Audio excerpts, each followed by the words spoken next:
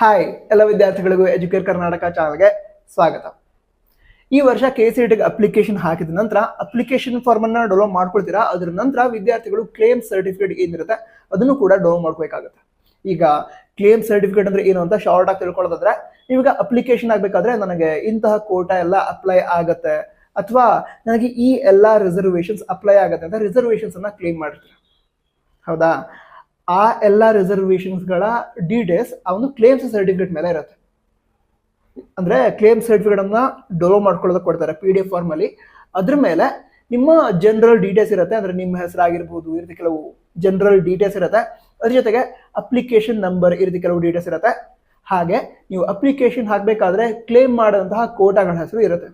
ಅಂದ್ರೆ ಈಗ ಎಕ್ಸಾಂಪಲ್ಗೆ ನೀವೀಗ ಇನ್ಕಮ್ 8 lakh ಗಿಂತ ಕಡಿಮೆ ಇದೆ ಅಂತ ಇನ್ಕಮ್ ಸರ್ಟಿಫಿಕೇಟ್ ರಿಲೇಟೆಡ್ ಅಥವಾ ಇನ್ಕಮ್ ರಿಲೇಟೆಡ್ ಡೀಟೇಲ್ಸ್ ಅನ್ನ ಎಂಟರ್ ಮಾಡಿದ್ರೆ, ಆರ್ಡ್ ನಂಬರ್ ಎಂಟರ್ ಮಾಡಿದ್ರೆ SNP ಕೋಟಾ ಇರುತ್ತೆ, ಅದಕ್ಕೆ ನೀವು ಎಲಿಜಿಬಲ್ ಇದ್ದೀರಾ ಅಥವಾ SNP ಕೋಟಾವನ್ನ ಕ್ಲೇಮ್ ಮಾಡಿದ್ರೆ ಅಂತ ಇರುತ್ತೆ.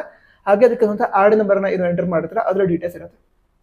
ಹಾಗೆ ಕನ್ನಡ ಮೀಡಿಯಂ ಕೋಟಾವನ್ನ ಕ್ಲೇಮ್ ಮಾಡಿದ್ರೆ ಅದಕ್ಕೆ ಡೀಟೇಲ್ಸ್ ಕೊಟ್ಟಿರ್ತಾರೆ. ರೂರಲ್ ಕೋಟಾವನ್ನ ಕ್ಲೇಮ್ ಮಾಡಿದ್ರೆ ಅದಕ್ಕೆ ಡೀಟೇಲ್ಸ್ ಕೊಟ್ಟಿರ್ತಾರೆ.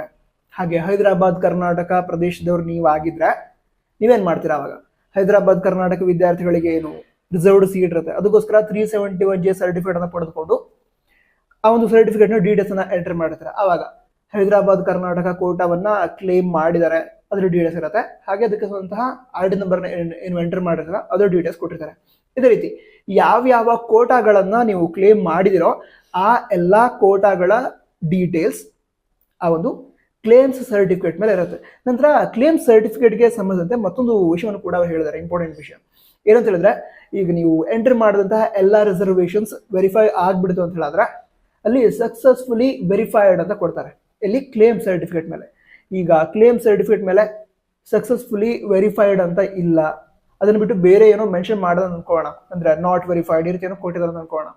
ಆವಾಗ ನೀವು ಕ್ಲೇಮ್ ಮಾಡಿದಂತಹ ಕೋಟಾಗಳಿಗೋಸ್ಕರ ನೀವೇನ್ ಮಾಡ್ಬೇಕಾಗತ್ತೆ ಅಂತ ಹೇಳಿದ್ರೆ, ಆ ಕೋಟಾ ರಿಲೇಟೆಡ್ ಸರ್ಟಿಫಿಕೇಟ್ಸ್ ಏನಿರುತ್ತೆ ಅದನ್ನು ತೆಗೆದುಕೊಂಡು, ಹಾಗೆ KCET ಅಪ್ಲಿಕೇಶನ್ ಫಾರ್ಮ್ ಏನಿರುತ್ತೆ ಅದರ ಪ್ರಿಂಟ್ಔಟ್ ಅನ್ನು ತೆಗೆದುಕೊಂಡು, ಹಾಗೆ ಕ್ಲೇಮ್ಸ್ ಸರ್ಟಿಫಿಕೇಟ್ ಅನ್ನು ತೆಗೆದುಕೊಂಡು, ನಂತರ ಆ ರಿಸರ್ವೇಶನ್ ಇರುವಂತಹ ಎಲ್ಲ ಡಾಕ್ಯುಮೆಂಟ್ಸ್ ಅವುಗಳನ್ನ ತೆಗೆದುಕೊಂಡು ನಿಮ್ಮ ಕಾಲೇಜ್ಗೆ, ಅಂದ್ರೆ ನೀವು ಸೆಕೆಂಡ್ PU ಸ್ಟಡಿ ಮಾಡ್ತಾ ಇದ್ದೀರಲ್ವಾ, ಸೊ ಆ ಕಾಲೇಜ್ಗೆ ಹೋಗಬೇಕು.